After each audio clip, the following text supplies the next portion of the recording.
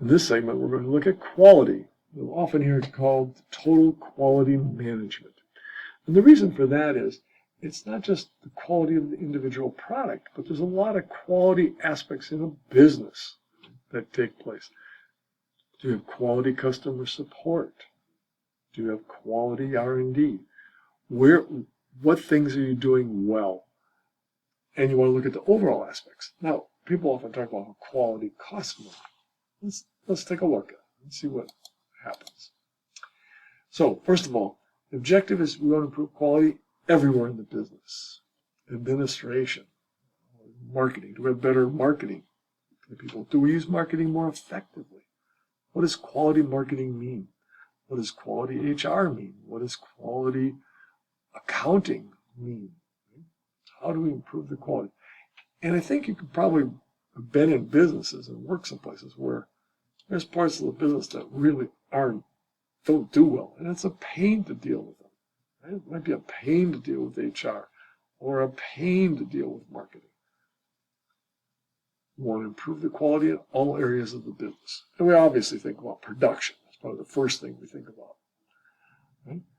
And we talk about a continual process. You don't want to just do it and say, okay, now we're done, we've fixed that.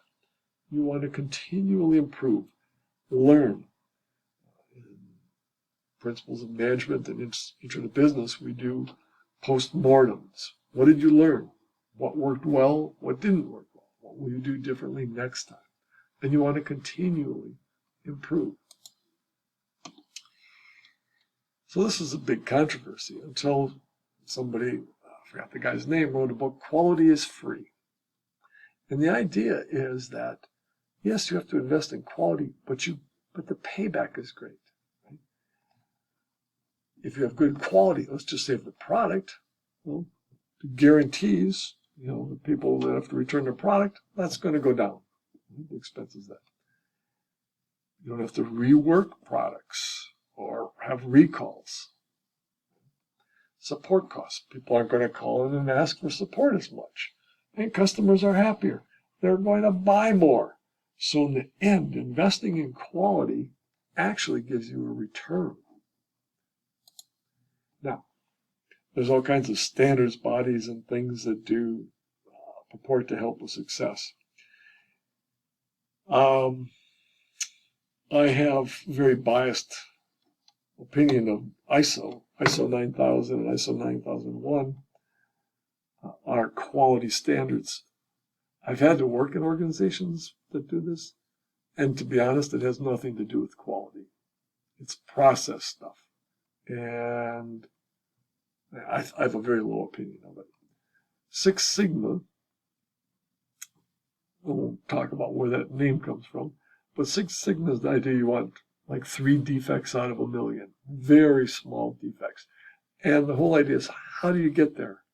How do you achieve that level of quality? My comment here certainly applies to the ISO organization, and I'll just leave it at that. Now, in the simulation, what can you do? Well, you can invest in different areas. Obviously, production. Can I make that higher quality? Will it increase my demand?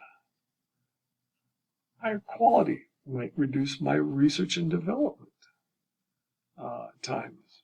All these costs and things may go down. Good thing for you is reducing R&D times. That means you can get your products out there faster. The more you spend, the better you get. Now, how much you get depends upon how much you invest.